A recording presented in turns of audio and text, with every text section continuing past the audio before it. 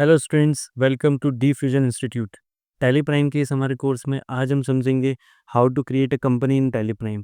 Tally प्राइम में company क्या होती है, हमें कंपनी बनाने की क्या रिक्वायरमेंट है, हम कंपनी क्यों बनाते हैं, किस लिए बनाते हैं, टैली में कंपनी क्या काम करती है, ये सारी चीज़ें आज हम इस क्लास में समझेंगे। तो चलिए स्टार्ट करते हैं। कंपनी क्रिएशन इन टैली प्राइम। सबसे पहले तो ये समझते हैं कि कंपनी होती क्या है। तो basically setting up a new company is the first step before entering transactions. यानी कि हमारी कंपनी में, हमारे टैली में, हम ट्रांजेक्शन्स स्टार्ट करने से पहले, अकाउंटिंग स्टार्ट करने से पहले हमें एक कंपनी क्रिएट करना होगी। कंपनी क्रिएट क्यों करते हैं? It involves entering company name, address, financial year and other details. यानी कि टैली को हम हमारे बिजनेस के बारे में एक इंट्रोडक्शन देते हैं कि हमारे कंपनी का क्या नेम है, हमारे कंपनी का क्या एड्रेस है, हमारे बिजनेस का फाइनेंशियल ईयर कब से स्टार्ट हुआ है, और भी काफ़ी सारे डिटेल्स हम टैली को देते हैं। It allows maintaining separate books for each business entity. Students, मान लीजिए कि अगर आप अलग अलग बिजनेस के लिए अकाउंटिंग कर रहे हैं, तो आप हर बिजनेस के लिए एक नई कंपनी क्रिएट कर सकते हैं, एक सेपरेट कंपनी मेंटेन कर सकते हैं टैली में, ताकि जो आपका बिजनेस का डेटा है वो मर्ज ना हो। इसी चीज़ को हम एक एग्जांपल से समझते हैं।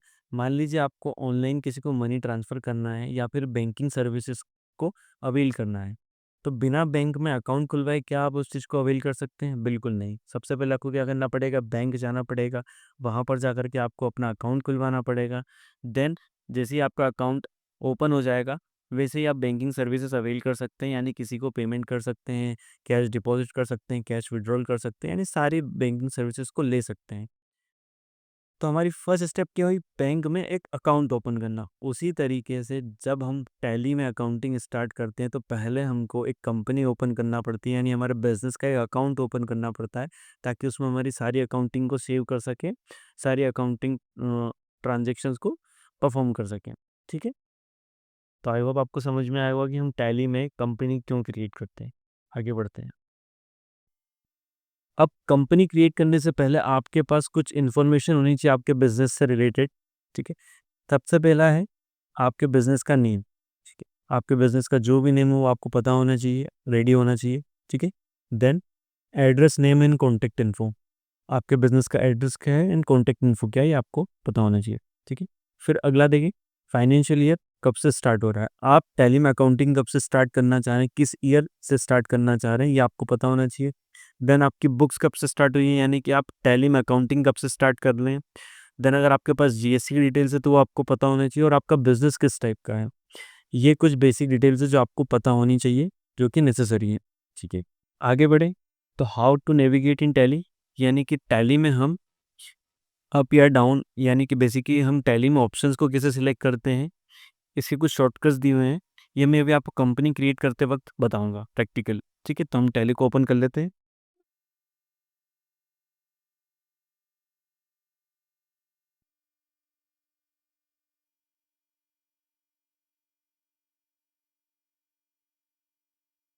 चलिए, तो ये है हमारे टैली की फर्स्ट स्क्रीन। जब भी आप टैली को फर्स्ट टाइम डाउनलोड करके इंस्टॉल कर लेंगे, तो जो पहली स्क्रीन आपके सामने आएगी वो कुछ इस टाइप से आएगी। ठीक है, को इंटरफेस समझा देता हूँ टैली का। देखिए, ये जो ऊपर आपको एक बार दिख रहा है, इसको हम टॉप मेन्यू बोलते हैं, और एक जो साइड में इधर बार दिख रहा है, हम इसको राइट मेन्यू बोलते हैं। टॉप बार और राइट बार, ये मैं आपको आगे आने वाली क्लासेस में सिखाऊंगा। अभी ये जो स्काई ब्लू कलर की लाइन है, इसमें लेफ्ट साइड में, लेफ्ट कॉर्नर में क्या लिखा हुआ है? Select company. यानी यहाँ पर जो भी टेक्स्ट लिखा हुआ आएगा वो आपको इस चीज़ की जानकारी देगा कि आप टैली में हाल फिलहाल किस स्क्रीन पर वर्क कर रहे हैं। सेंटर में आपको आपकी कंपनी का नेम दिखेगा। चूँकि अभी हमने कोई भी कंपनी ओपन नहीं की हुई है, इसलिए यहाँ पर हमको किसी भी कंपनी का नेम शो नहीं होगा। अभी हम करेंगे ये सिलेक्ट कंपनी वाली स्क्रीन पर, यानी कि यहाँ से हम ऑलरेडी जो कंपनी क्रिएट कर चुके हैं उसको हम ओपन कर सकते हैं। देखिए, जैसे कॉमर्सदीप एकेडमी है, शर्मा इंटरप्राइजेज है, टाटा ग्रुप ऑफ इंडस्ट्री है, इस टाइप से जो कंपनी इसमें क्रिएटेड है, इनको मैं ओपन कर सकता हूँ और उसमें अकाउंटिंग स्टार्ट कर सकता हूँ। बट अभी मुझे एक नई कंपनी क्रिएट करनी है, तो मुझे यहाँ पर जाना होगा। अब देखिए दोस्तों, टैली में क्या है ना कि हम माउस का इस्तेमाल नहीं करते हैं, बिल्कुल भी हम माउस का इस्तेमाल नहीं करते हैं, क्योंकि माउस का इस्तेमाल करने से हमारी स्पीड स्लो होती है। अगर आपको कोई भी ऑप्शन सिलेक्ट करना है, तो आपको इस कर्सर को, इस येलो लाइन को अप या डाउन, लेफ्ट या राइट लेके जाना पड़ेगा। यानी कि टैली में जो हमारा कर्सर का काम करता है वो ये येलो लाइन होती है। जैसे फ़ोन ऑपरेट करने के लिए हमको फिंगर की यूज़ लगता है, हमको सिस्टम ऑपरेट करने के लिए इस एरो का इस्तेमाल लगता है। यानी नॉर्मल मान लीजिए हम कोई सिस्टम ऑपरेट कर रहे हैं तो हम इस एरो की हेल्प से कोई भी ऑप्शन फाइल सेलेक्ट करेंगे, कोई भी ऑप्शन सेलेक्ट करेंगे। बट टैली में हम कोई भी ऑप्शन इस येलो लाइन से सिलेक्ट कर दें हम, ठीक है। तो अभी मुझे इस येलो लाइन को अप लेके जाना है तो मैं एरो की का इस्तेमाल करूँगा, ठीक है। तो अप एरो की का इस्तेमाल करूँगा और क्रिएट कंपनी पे आऊँगा और एंटर प्रेस करूँगा अगली स्क्रीन पर जाने के लिए, ठीक है। तो अब देखिए इस स्काई ब्लू कलर की लाइन में लेफ्ट कॉर्नर में क्या लिखा हुआ आ रहा है, कंपनी क्रिएशन। यानी कि मैं किस स्क्रीन पर हूँ, जहाँ से एक कंपनी क्रिएट होती है, ठीक है। तो कुछ इस टाइप का इंटरफेस आपको दिखेगा। देखिए हम वन बाय वन समझते हैं कि किस ऑप्शन का क्या मीनिंग है। सबसे पहला ऑप्शन है company data path. Company data path क्या होता है दोस्तों, हमारा जो बिजनेस का जितना भी अकाउंटिंग डेटा है जो हम टैली प्राइम पर मेंटेन करने वाले हैं वो हमारे सिस्टम पर किस जगह पर जाकर के सेव होगा, ठीक है। हमारा जितना भी बिजनेस का अकाउंटिंग का डेटा है वो हमारे सिस्टम पे किस लोकेशन पर सेव होगा उसको हमें यहाँ पर बताना पड़ता है। तो हम देखते हैं कि हम लोकेशन कैसे टैली को बता सकते हैं। तो देखिए हमको कर्सर को लेके जाना सिलेक्ट फ्रॉम ड्राइव पर। तो आपके सिस्टम में जितनी भी ड्राइव्स होगी, ठीक है, जैसे फ़ोन में होता है इंटरनल ड्राइव, एक्सटर्नल ड्राइव, ऐसे ही हमारे सिस्टम में C drive, E drive, F drive, ऐसे ड्राइव्स चलती हैं, ठीक है। तो आपको ये सिलेक्ट करना है कि आपको आपके सिस्टम में किस ड्राइव में आपके बिजनेस का डेटा मेंटेन करके चलना है। जैसे सी ड्राइव हो गया, डी ड्राइव हो गया, ई ड्राइव हो गया। तो मान लीजिए भी मुझे जी ड्राइव में मेरा कंपनी का डेटा सेव करना है तो मैं जी ड्राइव पे जाके एंटर करूँगा और यहाँ पर मैं किस फोल्डर में अपने बिजनेस का डेटा सिलेक्ट करना चाहता हूँ, सेव करना चाहता हूँ, ये मुझे बताना पड़ेगा। जैसे अभी मान लीजिए मेरे पास ऑलरेडी 3 फ़ोल्डर्स क्रिएटेड है, एक है सेटअप का, एक है स्टडी मटेरियल का और एक है मूवीज़ का। तो ज़ाहिर-सी बात है कि मैं मेरे बिज़नेस के डेटा को किसी और फ़ोल्डर में नहीं रखूँगा। उसके लिए एक अलग से फ़ोल्डर क्रिएट करूँगा ताकि वो मेरा डेटा मर्ज ना हो, कहीं भी मिसमैच ना। फ़ोल्डर क्रिएट करने के लिए आपको जाना पड़ेगा स्पेसिफाई पाथ पे। यहाँ पे आपको आपके बिज़नेस का नेम लिख सकते हैं, आपका नाम लिख सकते हैं। जिस भी नाम से आप एक फ़ोल्डर क्रिएट करना चाहते हैं, आप जिस भी नाम से एक फ़ोल्डर क्रिएट करना चाहते हैं, उस फ़ोल्डर का नाम आपको यहाँ पर लिखना पड़ेगा, ठीक है?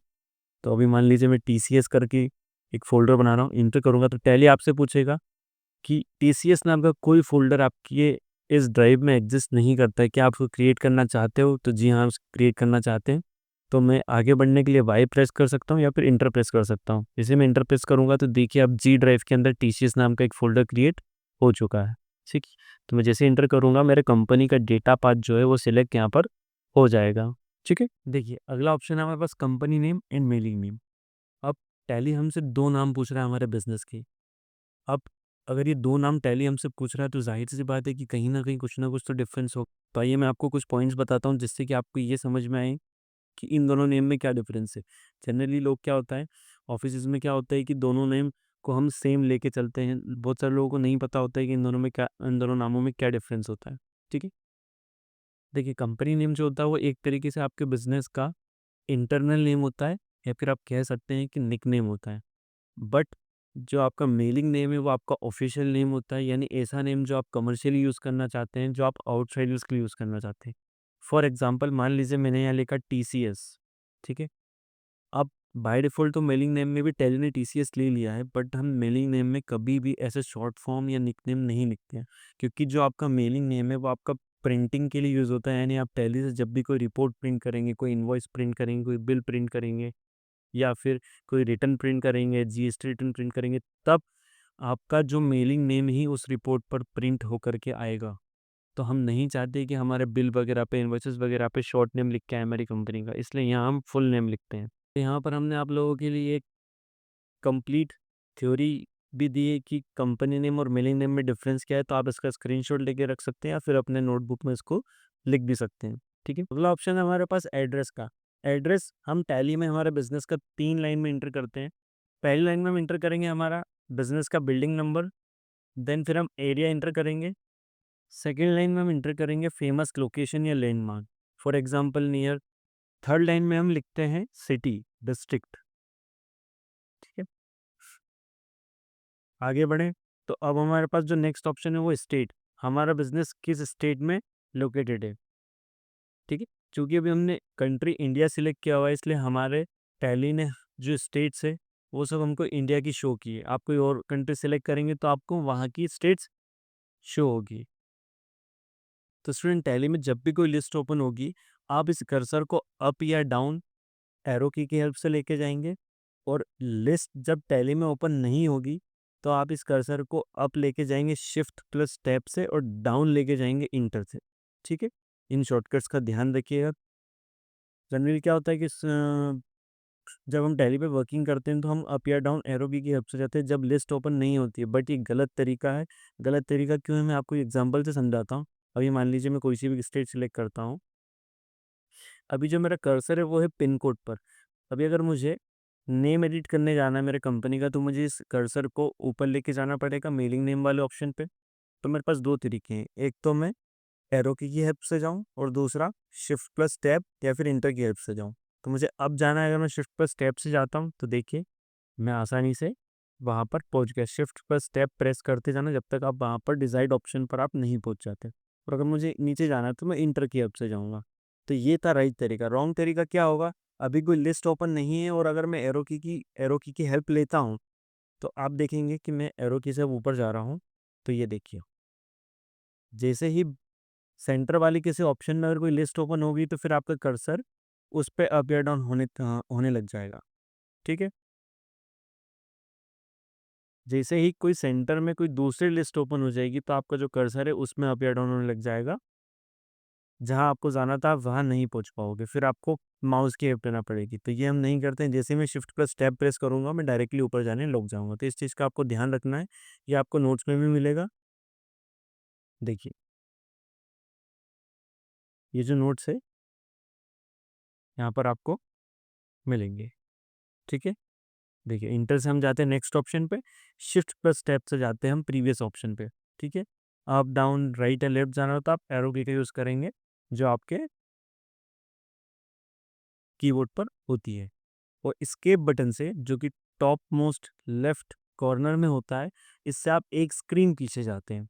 ठीक है, या फिर अगर आपने कुछ गलत टाइप कर दिया तो वो भी आप क्लियर कर सकते हैं। फॉर एग्जांपल, अगर मैंने यहाँ पर बिहार को कुछ ऐसे टाइप कर दिया जो कि गलत टाइप हो गया, मुझे उसको क्लियर करना है तो एक तो बैक स्पेस से मैं क्लियर कर सकता हूँ, दूसरा अगर मुझे पूरा एक ही बार में क्लियर करना है तो इसके बटन से क्लियर कर सकता हूँ। और अगर मैं एक बार इसके बटन प्रेस करूंगा तो मैं एक स्क्रीन बैक चला जाऊंगा। ठीक है, तो अभी मान लीजिए मुझे मध्य प्रदेश सिलेक्ट करना है तो एक तरीका होगा कि मैं एरो की हेल्प से मध्य प्रदेश पर चला जाऊँ, दूसरा मैं यहीं रहते हुए इसको सर्च कर सकता हूँ। ठीक है, इनका क्या आगे बढ़ा। अगला आता है पिन कोड हो गया, टेलीफोन हो गया, मोबाइल नंबर हो गया, ईमेल, वेबसाइट। ये आपके बिजनेस की बेसिक डिटेल्स होती है जो कि आप अकॉर्डिंगली, आपके बिजनेस के अकॉर्डिंगली आप यहाँ पर इसको एंटर कर सकते हैं। ठीक है, तो कुछ इस टाइप से आप इन्फॉर्मेशन फिल कर सकते हैं इसमें। अगर कोई इन्फॉर्मेशन आपके पास नहीं है अवेलेबल तो आप उसको स्किप भी कर सकते हैं, उस पर कोई इशू नहीं है। अगली जो नेक्स्ट इंपॉर्टेंट थिंग आती है वो है हमारा फाइनेंशियल ईयर बिगिनिंग फ्रॉम। जैसा कि सभी को पता है कि हमारे इंडिया में जो हमारा फाइनेंशियल ईयर है, यानी हमारा जो वित्तीय वर्ष है, वो 1 अप्रैल से स्टार्ट होता है और 31 मार्च को एंड हो जाता है। यानी कि हमारी बुक्स हमको 31 मार्च को क्लोज करना होती है। तो टैली ने हमको, चूंकि हमने इंडिया चूंकि हमने कंट्री इंडिया सिलेक्ट किया हुआ है, इसलिए टैली ने डायरेक्टली हमारा फाइनेंशियल ईयर जो ले लिया 1 अप्रैल से। अगर आप किसी और कंट्री में जाएंगे, फॉर एग्जांपल आप नेपाल कंट्री यहाँ पर सिलेक्ट करेंगे, तो आपका जो फाइनेंशियल ईयर है वो 1 जुलाई से स्टार्ट होगा। या आप कोई और कंट्री सिलेक्ट करेंगे, आपने अमेरिका सिलेक्ट किया तो वहाँ 1 अक्टूबर से आपका फाइनेंशियल ईयर स्टार्ट होता है। तो इस टाइप से आप टैली में कंपनी क्रिएट करते वक्त जो भी इन्फॉर्मेशन टैली को देते हैं वो उस हिसाब से कस्टमाइज हो जाता है। तो ध्यान रखिए, जब भी आप कोई नई कंपनी क्रिएट करें तो वहाँ पर एग्जैक्ट ट्रू इन्फॉर्मेशन फील करें। ठीक है, तो जो हमारा फाइनेंशियल ईयर है 1 अप्रैल से स्टार्ट हो रहा है। ठीक है, यहाँ तो कोई दिक्कत नहीं, आगे बढ़े। तो बुक्स बिगिनिंग फ्रॉम, यहाँ पर वो डेट आती है जिस दिन से आप टैली को यूज़ करना स्टार्ट कर रहे हो। जो जिस डेट से आपको अकाउंटिंग स्टार्ट करनी है, आपको बुक्स मेंटेन करना स्टार्ट करना है टैली में, आपकी अकाउंटिंग की शुरुआत करनी है, वो डेट आपको यहाँ पर फील करना है। तो मान लीजिए कोई नया नया बिजनेस स्टार्ट हुआ है 1 अक्टूबर से, तो वो यहाँ पर 1 अप्रैल नहीं डालेगा, वो 1 अक्टूबर डालेगा। अब डेट डालने का भी एक फॉर्मेट होता है, जैसे एड्रेस डालने का एक फॉर्मेट था, ऐसे ही डेट डालने का भी एक फॉर्मेट होता है। हम सबसे पहले लिखते हैं डेट 01। अभी मुझे अक्टूबर लिखना है तो मैं डायरेक्ट अक्टूबर नहीं लिखूंगा, पहले लगाऊंगा डॉट, या फिर मैं माइनस भी लगा सकता हूँ। बेसिकली मुझे मंथ और डेट को सेपरेट करना है, तो मैंने डॉट लगाया और यहाँ पर 10 लिख सकता हूँ मैं, या फिर OCT शॉर्ट फॉर्म में लिख सकता हूँ अक्टूबर के लिए, ठीक है। फिर मैं डॉट लगाऊंगा और ईयर लिखूंगा 25। तो कुछ इस टाइप से हम डेट को इंटर करते हैं टैली में, ध्यान रखिएगा, ठीक है। इंटर किया तो जो मेरी बुक्स है, जो मेरी अकाउंटिंग है, वो मैं 1 अक्टूबर से स्टार्ट कर सकता हूँ। लेकिन जो मेरा फाइनेंशियल है वो तो मेरा 1 अप्रैल से ही स्टार्ट होगा। इस चीज़ का आपको ध्यान रखना है स्टूडेंट्स, ठीक है। आगे बढ़ते हैं। तो टैली ने बाय डिफ़ॉल्ट हमारी जो करेंसी रुपी वो ले ली है, फॉर्मल नेम ले लिया है INR, जो कि इंडियन रुपी को रिफ्लेक्ट करता है, ठीक है। इंटर करते हैं, इंटर करेंगे। अब आपसे ये पूछ रहा है कि आपने सारी इन्फॉर्मेशन फ़िल कर दी है, क्या मैं इसको एक्सेप्ट कर लूँ? अगर आप इसको एक बार क्रॉस चेक कर लीजिए, अगर सारी इन्फॉर्मेशन ठीक है, तो आप वाई प्रेस कर सकते हैं इसके लिए, या फिर आगे बढ़ने के लिए इंटर प्रेस कर सकते हैं। ठीक है, जैसे आप इंटर प्रेस करेंगे, तो ये आपकी स्क्रीन सेव हो जाएगी।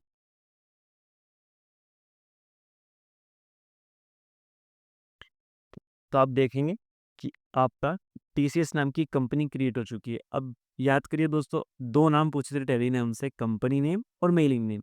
कंपनी नेम में हमने TCS लिखा था और मेलिंग नेम में उसका full form Tata consultancy services complete name लिखा था, बट वो मुझे नहीं दिखेगा टैली जब भी मैं चलाऊँगा।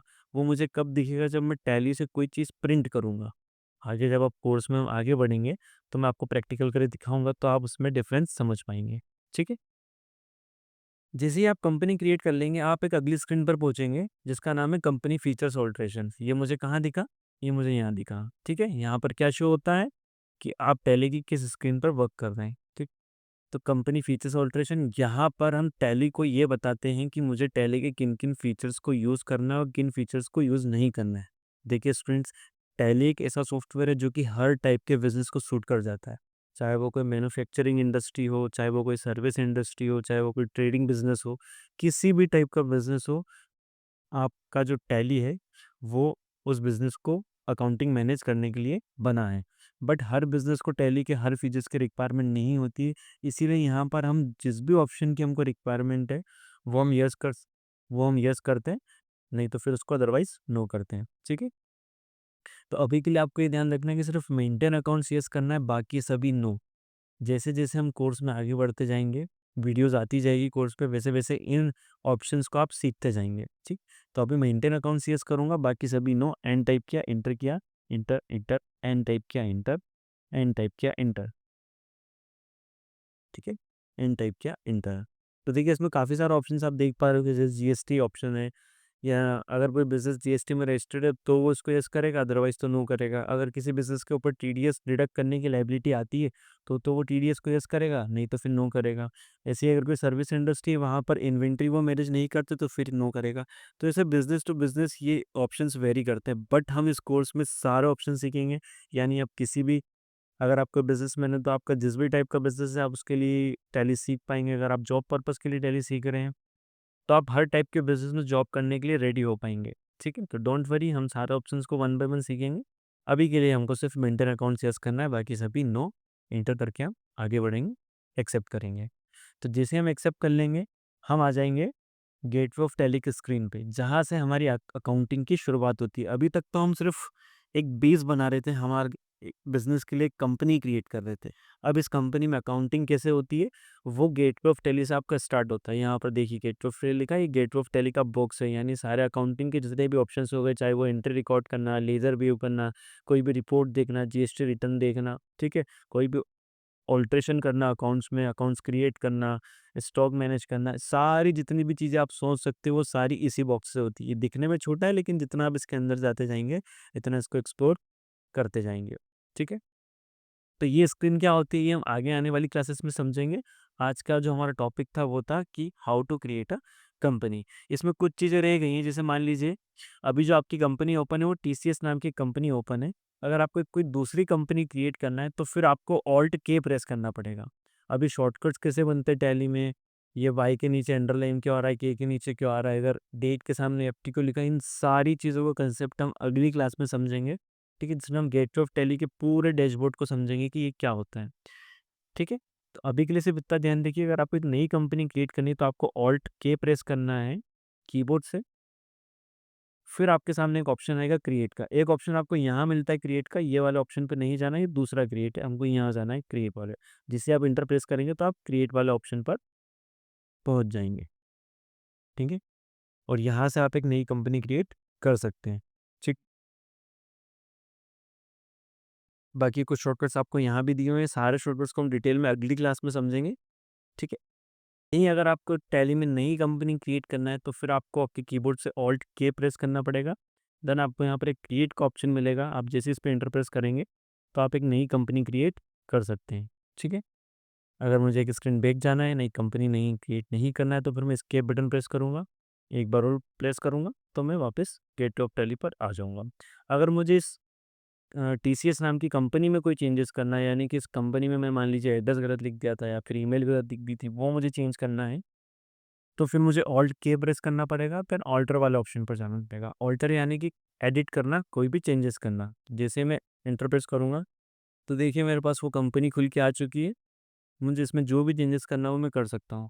तो आप यहाँ पे देख पा रहे होंगे कि हमने ईमेल की जगह पर वेबसाइट लिख दी और वेबसाइट की जगह पर ईमेल लिख दी है। फिर हम इसको यहाँ पर चेंजेस कर सकते हैं। ऑल्टर का जो ऑप्शन है वो आपको इसीलिए दिया गया है। ठीक है।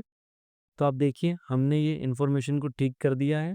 अब हम इंटर प्रेस करेंगे और हमारी इस स्क्रीन को सेव कर लेंगे, तो हमारी जो कंपनी वो अपडेट हो चुकी है, उसमें जो गलत इन्फॉर्मेशन हमने डाल दी थी। तो आई होप आपको समझ में आया होगा। इसमें कुछ और भी ऑप्शन है, जैसे कंपनी को सिलेक्ट करना, कंपनी को चेंज करना, कंपनी को शेड करना। ये कुछ और भी ऑप्शन हैं जो कि हम आगे आने वाली क्लासेस में समझेंगे, तो बने रहिए इस कोर्स में। ठीक है। मैं आशा करता हूँ कि आपको ये क्लास समझ में आई होगी। अगर आपकी कोई भी डाउट्स है तो आप वो कमेंट सेक्शन में पूछ सकते हैं। आने वाली क्लासेस के नोटिफिकेशन पाने के लिए आप हमारे चैनल को सब्सक्राइब भी कर सकते हैं।